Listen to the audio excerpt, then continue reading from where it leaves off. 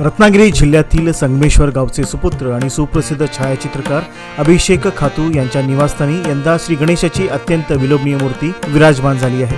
गणेश चतुर्थीच्या निमित्ताने खातू कुटुंबियांनी संगमेश्वर तालुक्यातील पर्यटन स्थळे या संकल्पनेवर आधारित आकर्षक देखावा साकारला असून तो सर्वांचे विशेष आकर्षण ठरत आहे। हा देखावा साकारण्यासाठी खातू परिवाराने सलग 2 महिने अथक परिश्रम घेतले। संगमेश्वर तालुक्याच्या पर्यटन स्थळांचे सुंदर चित्रण या देखाव्यातून करण्यात आले आहे, ज्यामुळे गणेश भक्तासह पर्यटकांनाही तो एक विशेष अनुभव देत आहे।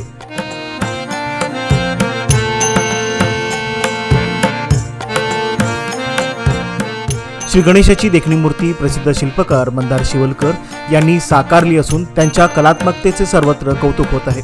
अभिषेक खातू आणि त्यांच्या परिवाराने घेतलेली मेहनत व कलात्मक योगदान हे निश्चितच प्रेरणादायी आहे।